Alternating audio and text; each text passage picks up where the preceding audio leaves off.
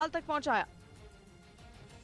बंगाल में तृणमूल कांग्रेस के एक विधायक का बयान बवाल की वजह बन गया। टीएमसी के विधायक ने बिहार के लोगों के खिलाफ आपत्तिजनक बयान दिया, जिसका वीडियो इंटरनेट पर वायरल हो गया।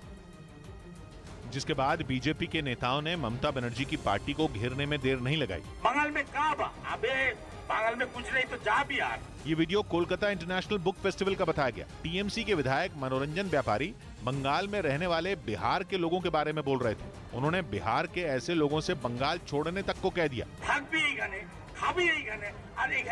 बंगाल में कहाँ बा? इस वीडियो ने बीजेपी को बैठे बिठाए टीएमसी को घेरने का मौका दे दिया, क्योंकि ये वीडियो ऐसे मौके पर सामने आया जब शत्रुघ्न सिन्हा को टीएमसी ने आसनसोल लोकसभा सीट से टिकट देने का ऐलान किया। इसलिए शुभेंदु अधिकारी के निशाने पर सीधा शत्रुघ्न सिन्हा आ गए और उन्होंने टीएमसी विधायक का वीडियो ट्वीट करते हुए शत्रुघ्न सिन्हा को घेर लिया। इसकी बड़ी वजह बना टीएमसी विधायक का बीमारी वाला बयान। अपने भाषण में मनोरंजन व्यापारी ने एक बिहारी 100 बीमारी का नारा दे दिया। आपको किंतु सोचने बोलते हुए एक बिहारी 100 बीमारी चाहिए ना, बांग्ला के बीमार मुक्त करो। मतलब ये कि टीएमसी विधायक बंगाल को बीमारी मुक्त नहीं बल्कि बिहारी मुक्त बनाने की बात कर गए। एक बिहारी 100 बीमारी चाहिए ना, बांग्ला के बीमार मुक्त करो। विवाद की वजह बने विधायक मनोरंजन व्यापारी बांग्ला भाषा के एक मशहूर लेखक भी हैं। पाकिस्तान में भारत की मिसाइल गिरने पर रक्षा मंत्री ने संसद में जवाब दिया और 9 मार्च को हुई घटना की हाई लेवल जांच का आदेश दिया। भारत सरकार ने पिछले हफ्ते ही कह दिया था कि भारत की मिसाइल गलती से पाकिस्तान में गिरी थी और अब रक्षा मंत्री ने इस मुद्दे पर संसद में बयान दिया।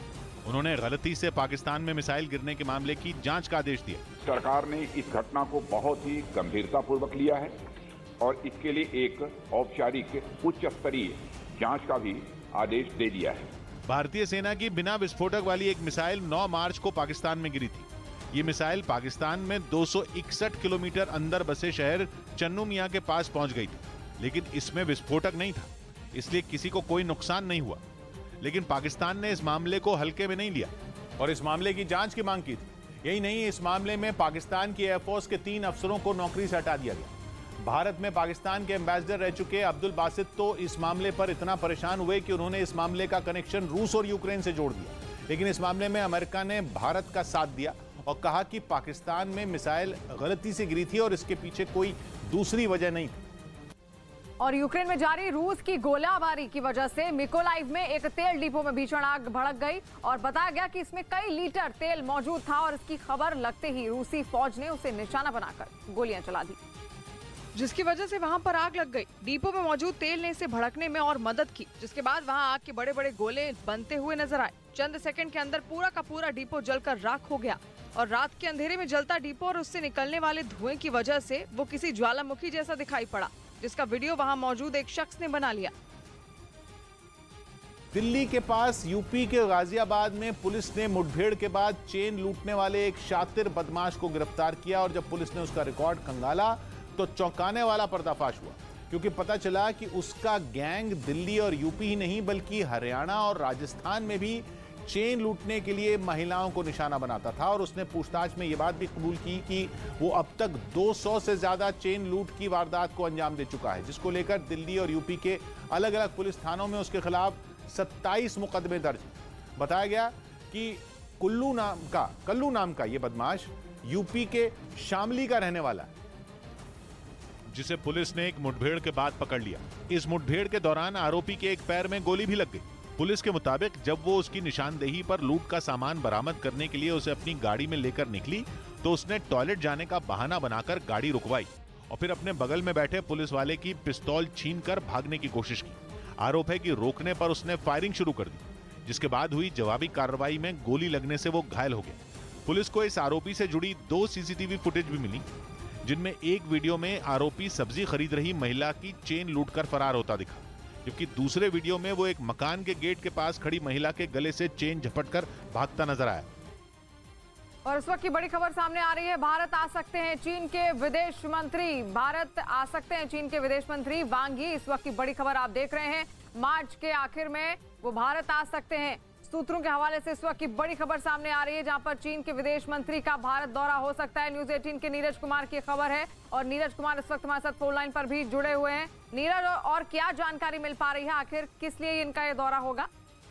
देखिए, बिल्कुल बहुत बड़ा दौरा होगा अगर ये अंतिम रूप में होता है तो। चर्चा जारी है इस दौरे को लेकर, विदेश मंत्री वांग यी के दौरे को लेकर। देखिए, महत्वपूर्ण जो कारण है इस दौरे का वो है ब्रिक्स की अध्यक्षता चीन कर रहा है, तो चीन की तरफ से एक आमंत्रण के लिए इस दौरे का आयोजन किया जाएगा। लेकिन अगर वो आते हैं तो इस यात्रा का महत्व इस मायने में होगा कि कोरोना के बाद पहली यात्रा होगी, गलवान की घटना के बाद पहली यात्रा होगी और पहली राजनीतिक यात्रा होगी पिछले 2 सालों में किसी भी मंत्री की। चाहे भारत के मंत्री ने पिछले 2 साल में चीन की यात्रा नहीं की और चीन के किसी मंत्री ने भारत की यात्रा नहीं की। तो हाल के वक्त में जिस तरह से सख्ती बढ़ी थी दोनों देशों के बीच में, जिस तरह के संबंध खराब हुए थे, उस बीच इसी खटास को मिटाने की कोशिश यहाँ पर होगी। और आपको बता दें, बड़ी खबर, मार्च के अंत तक यहाँ पर विदेश मंत्री चीन के आ सकते हैं, उनका भारत दौरा हो सकता है। प्रधानमंत्री नरेंद्र मोदी ने भारतीय जनता पार्टी के सांसदों की बैठक में परिवारवाद पर बड़ा प्रहार किया। प्रधानमंत्री ने बिना नाम लिए समाजवादी पार्टी और कांग्रेस पर हमला बोला। उन्होंने बीजेपी सांसदों के परिवार के लोगों को विधानसभा चुनाव में टिकट न मिलने की जिम्मेदारी भी ली और ये कहा कि बीजेपी सांसदों के बेटों को टिकट न दिए जाने के लिए वो खुद दोषी हैं और उन्होंने ऐसा इसलिए किया क्योंकि ये परिवारवाद की शुरुआत है। प्रधानमंत्री ने परिवारवाद को राजनीति में जातिवाद बढ़ाने वाला बताया और विपक्षी पार्टियों का नाम लिए बिना उन्हें परिवारवादी पार्टियां कहा। राजनीति में जातिवाद के लिए भी प्रधानमंत्री ने ऐसी ही पार्टियों को दोषी बताया।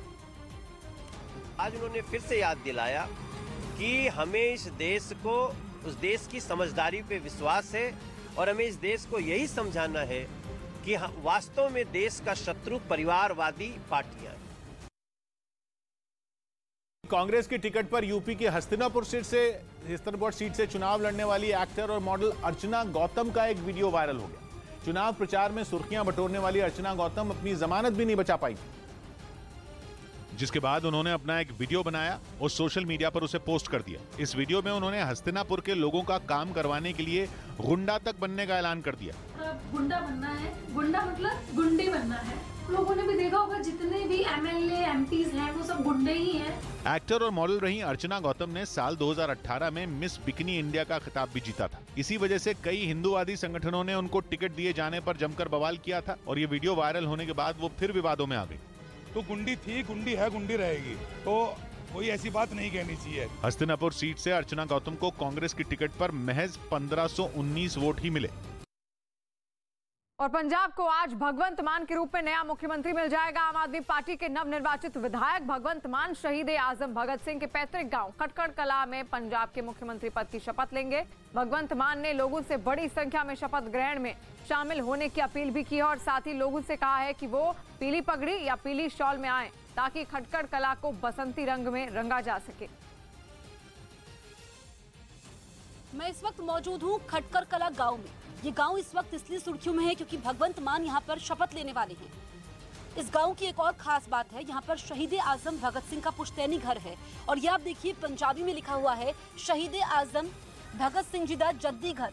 जद्दी घर जिसका मतलब होता है मेन घर। ये आप देखिए ये पुश्तैनी घर है जिसको संजो करके रखा गया है। बंटवारे के बाद उनका परिवार यहीं पर आ गया था। उनकी माँ इसी घर में रहा करती थी जिन्होंने आज़ादी में एक महत्वपूर्ण भूमिका निभाई।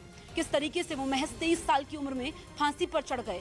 ये अब इस गांव के बच्चे बच्चे को उनकी स्टोरी के बारे में पता है, उनके जीवन के बारे में पता है। लेकिन अब जब भगवंत मान यहाँ से शपथ लेने वाले हैं क्योंकि वो पहले ही ऐलान कर चुके थे और ये हम आगे आएंगे। आप देखिए यहाँ पर भगत सिंह की फोटो है, ये चरखा आप देख सकते हैं, कुछ बर्तन यहाँ पर पड़े हुए हैं और वो पीली रंग की पगड़ी पहनते थे। तो पीली रंग की यानी कि बसंत का रंग। और यही वजह है कि भगवंत मान ने कहा भी है कि सभी लोग, पुरुष पीली रंग की पगड़ी पहन करके आए, महिलाएं पीली रंग की शॉल लेकर के आए ताकि पूरा माहौल बसंतमय हो जाए। ये आप देखिए ये कुआं है, ये हम आपको दिखाते हैं। उस समय इस कुएं का इस्तेमाल होता था पानी के लिए। इसको भी यहाँ पर संजो करके रखा गया है। काफ़ी साफ सफाई यहाँ पर होती है।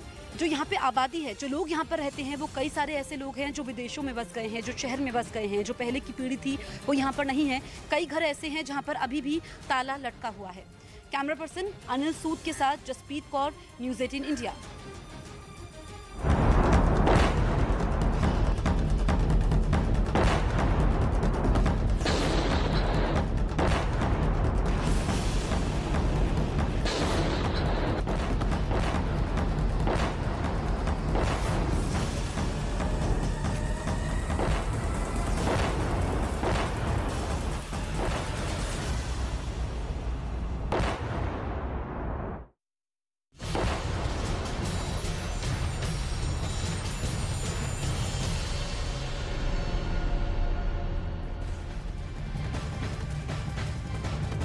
नमस्कार, मैं रीमा प्रसाद। इस वक्त आप देख रहे हैं न्यूज़ 18 इंडिया और इस वक्त युद्ध का 21वां दिन है रूस और यूक्रेन के। ये बड़ी तस्वीर और बड़ी बातें युद्ध से जुड़ी हुई लगातार हम आपको बताएंगे। एक एक तस्वीर वहां से दिखाएंगे कि अब तबाही का ये 21वां दिन किस तरीके से भारी पड़ रहा है यूक्रेन पर। तो यूक्रेन की सेना का बड़ा दावा, इस वक्त हम बड़ी न्यूज आपको बता दें, बड़ी खबर आपको बता दें। खेरसौन में रूसी हेलीकॉप्टर पूरी तरीके से तबाह हो चुका है। 3 रूसी हेलीकॉप्टर को गिराने का दावा किया जा रहा है यूक्रेन की सेना का। अब तक का ये सबसे बड़ा दावा है। खेरसौन में रूसी हेलीकॉप्टर तबाह हुए हैं, 3 रूसी हेलीकॉप्टर तबाह हुए हैं। हालांकि खेरसौन वो इलाका है जहां पे पहले ही बीते 10 दिन पहले किसने काबू कर लिया था, रूस ने, उसने वहां पे कब्जा कर लिया था। लेकिन अभी भी रूसी हेलीकॉप्टर का जब मूवमेंट वहां पे हो रहा था, यूक्रेनी सेना ने टारगेट किया और टारगेट करके वार किया। ये इस वक्त हम आपको उस इलाके की तस्वीर दिखा रहे हैं जो ऑलरेडी रूस के काबू में है, रूस के कब्जे में है। लेकिन जो काबू कर चुका है रूस, उस इलाके पर भी पैनी नजर है यूक्रेन की। और यूक्रेन की सेना का इस वक्त बड़ा दावा, युद्ध से जुड़ी हुई हम आपको खबर बता रहे हैं। पहले हेलीकॉप्टर के बारे में, अब रूसी टैंक को तबाह करने की खबर आ रही है। लैंडमाइन से टैंक में धमाका हुआ है, ये रूसी टैंक तबाह होने का ये वीडियो, और यूक्रेनी सेना ने ये वीडियो जारी किया है। ये पूरी तरीके से तबाही की वो तस्वीरें हैं जिससे आप समझ सकते हैं कि ये युद्ध किस तरीके से और आगे बढ़ रहा है। कोई उम्मीद नहीं है, दूर दूर तक कोई उम्मीद नहीं है कि ये युद्ध फिलहाल खत्म भी होगा, क्योंकि जो दोनों तरफ से तेवर है और जिस तरीके से यूक्रेन जैसे देश को पश्चिमी देशों का समर्थन मिल रहा है, सैन्य ताकत भले ना भेजी जाए लेकिन हथियारों का जो जखीरा भेजा जा रहा है, उससे ये तय हो चुका है कि आने वाले कुछ वक्त में ये युद्ध बिल्कुल नहीं खत्म होने वाला। तब तक नहीं खत्म होने वाला जब तक कि रूस भी कुछ शर्तों को ना माने, रूस भी तख्ता पलट का ख्वाब ना देखे। लेकिन इस बीच बड़ी खबर ये आ रही है, राष्ट्रपति ज़ेलेंस्की ने संकेत दिए हैं, रूस की मांगों पर विचार के संकेत दिए गए हैं, बातचीत को सही दिशा में बताया है। उन्होंने कहा है कि 4 दफे बातचीत हो चुकी है, वो बातचीत सही दिशा में आगे बढ़ी है। जल्द थम सकती है ये जो युद्ध की स्थिति है। हालांकि अभी बहुत कुछ कहना मुश्किल है, भले ही संकेत दिया हो ज़ेलेंस्की ने, लेकिन जो वो पश्चिमी देशों के प्रभाव में है और जिस तरीके से मदद मिल रही है, उसके बाद तो यही लगता है कि जब तक रूस की वो शर्तें ऑन पेपर, सिर्फ मौखिक नहीं, ऑन पेपर वो नहीं मानते हैं, तब तक रूस भी पीछे हटने को कतई तैयार नहीं। यूक्रेन की सेना को अब बड़ा दावा, रूस के 40% सैन्य उपकरण तबाह हो चुके हैं।